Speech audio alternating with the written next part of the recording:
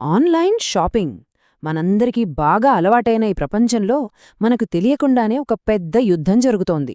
ఒకవైపు కొన్ని ఏళ్లుగా మార్కెట్ను ఏలుతున్న కామర్స్ దిగ్గజాలు, మరోవైపు మెరుపు వేగంతో మన ఇంటి తలుపు తడుతున్న క్విక్ కామర్స్ స్టార్టప్లు. అసలీ భీకరమైన పోరు మధ్యలో మన వీధి చివర ఉన్న చిన్న దుకాణం నిలబడగలదా? ఈరోజు మనం ఆ రహస్యాన్ని ఛేదిద్దాం. ఆన్లైన్ మార్కెట్లో మొదలైన ఈ కొత్త యుద్ధంలో అసలు ఎవరు గెలుస్తారు? ఇంకా చెప్పాలంటే అంతకన్నా ముఖ్యంగా ఒక చిన్న వ్యాపారం ఇందులో ఎలా బతికిబట్టగడుతుంది? ఈ ప్రశ్నలకు సమాధానాలు వెతుకుడాం రండి. సరే, మనం ఈ విశ్లేషణను 5 భాగాలుగా చూద్దాం. ముందు ఈ కథలో పాత రాజు అంటే కామర్స్ గురించి తెలుసుకుందాం. ఆ తర్వాత సింహాసనాన్ని సవాలు చేస్తున్న ఆ కొత్త పోటీదారుడు క్విక్ కామర్స్ గురించి మాట్లాడుకుందాం. మరి ఈ యుద్ధం కోసం వాళ్లు ఎంత మూల్యం చెల్లిస్తున్నారో చూసి, ఆ తర్వాత మీలాంటి స్థానిక వ్యాపారాల కోసం ఒక పక్కా సర్వైవల్ ప్లేబుక్ చూద్దాం. ఇక చివరగా ఈ పోరులో గెలవడానికి అసలైన అంతిమ ఆయుధం ఏంటో తెలుసుకుందాం. రైట్, ఇక విషయంలోకి వెళ్దాం.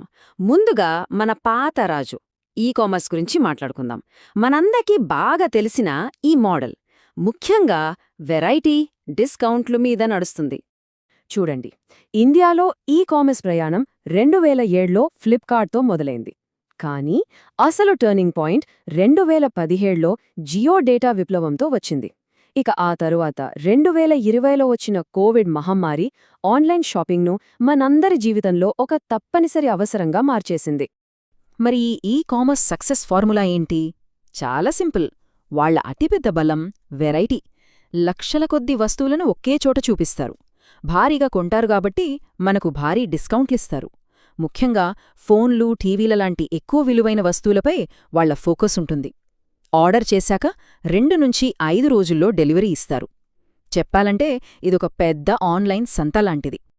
ఇప్పుడు కథలోకి ఎంట్రయ్యాడు కొత్త పోటీదారు క్విక్ కామర్స్. వీరి అసలైన బలమేంటో తెలుసా? వేగం. వాళ్ల డిఎన్ఏలోనే స్పీడుంది. ఈ రెండింటి మధ్య తేడా చూడండి ఎంత స్పష్టంగా ఉందో.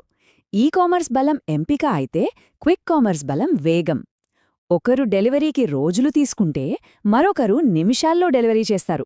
ఒకరిది దేశవ్యాప్తంగా ఉండే పెద్ద పెద్ద గిడ్డంగుల వ్యవస్థ అయితే మరొకరిది మన వీధి చువల ఉండే చిన్న డార్క్ స్టోర్స్ నెట్వర్క్.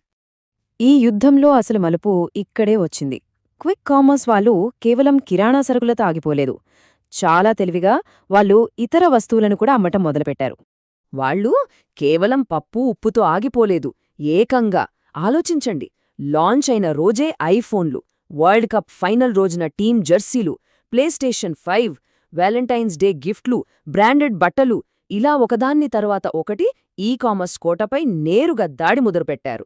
అన్నీ కేవలం 15 నిమిషాల్లో. అయితే ఈ భీకరమైన పోటీ వల్ల ఇద్దరికీ భారీగా నష్టాలొస్తున్నాయి. దీన్నే రేస్ టు ది బాటమ్ అంటారు. అంటే ఎవరు త్వరగా అట్టడుగుకు వెడతారా అని పరుగుపెట్టడం లాంటిది. ఈ ఒక్క వాక్యం పరిస్థితిని మొత్తం చెప్పేస్తుంది. డిస్కౌంట్ల పరుగు పందెంలో ఎవ్వరూ గెలవరు. ప్రతి ఒక్కరూ డబ్బు కోల్పోతారు. మార్కెట్ వాటా కోసం లాభాలను త్యాగం చేయడమే దీని అర్థం. ఒకవైపు కామర్స్ అమ్మకాలు పడిపోతున్నాయి. డెలివరీ స్పీడ్ పెంచడానికి వాళ్ల ఖర్చులు తడిసి మోపెడవుతున్నాయి. మరోవైపు క్విక్ కామర్స్ కంపెనీల విలువ పేపర్పై కోట్లల్లో ఉన్నా నిజానికి అవి భారీ నష్టాల్లో ఉన్నాయి. అంటే ఇద్దరూ డబ్బును నిప్పులో పోసినట్టు తగలిబెడుతున్నారు. కానీ ఇక్కడే ఒక పాయింటుంది. వాళ్లు కాల్చే ఈ డబ్బే మీకు అతిపెద్ద అవకాశం. సరే, ఇప్పుడు మన దృష్టిని స్థానిక వ్యాపారుల వైపు మళ్లిద్దాం. ఈ పెద్ద పెద్ద తిమింగలాల మధ్య మీరు గెలవడానికి ఉపయోగపడే 5 అద్భుతమైన ఆయుధాలు ఇక్కడున్నాయి. ఇది మీ సర్వైవల్ ప్లేబుక్. ఈ 5 కేవలం మెట్లు కాదు, ఇదొక వ్యూహం. అదే హైపర్ లోకల్ ఎక్సలెన్స్. 1. కస్టమర్ నమ్మకాన్ని నిర్మించడం. 2. మీ ఏరియాలో హోమ్ డెలివరీ ఇవ్వడం. 3. కస్టమర్ల వివరాలు జాగ్రత్తగా పెట్టుకోవడం. 4. మనందరికీ తెలిసిన ఖాతా సౌకర్యం. ఇంకా 5. వాళ్లకు కావలసింది తెప్పించి ఇవ్వడం. మొదటి ఆయుధం, నిజానికి ఇది మీ సూపర్ పవర్, కస్టమర్ నమ్మకం. ఆన్లైన్ ప్లాట్ఫామ్లకు లక్షల యూజర్లు ఉండొచ్చు, కానీ మీకు పేరు పెట్టి పిలిచే నమ్మకమైన కస్టమర్లుంటారు. ఈ వ్యక్తిగత సంబంధాన్ని ఏ యాప్, ఏ టెక్నాలజీ కూడా రీప్లేస్ చేయలేదు. ఇక రెండవ ఆయుధం, హైపర్ లోకల్ డెలివరీ. మీరు అమెజాన్ లాగా దేశమంతా డెలివరీ చేయాల్సిన పనే లేదు. అది వాళ్ల తలనొప్పి. మీ బలం మీ ఏరియా. కేవలం 2-3 కిలోమీటర్ల పరిధిలో ఫ్రీగా హోమ్ డెలివరీ ఇవ్వండి చాలు. మీ కమ్యూనిటీకి సేవ చేయడమే మీ సక్సెస్. మూడవ ఆయుధం కస్టమర్ డేటా. దీనికోసం పెద్ద పెద్ద సాఫ్ట్వేర్లు కొనాల్సిన అవసరం లేదు. మీ చేతిలో ఉన్న వాట్సాప్ చాలు. కస్టమర్ల ఇష్టాలను తెలుసుకుని వాళ్లకు తగ్గట్టుగా ఆఫర్లు పంపితే ఆ బంధం మరింత బలపడుతుంది. నాల్గవ ఆయుధం.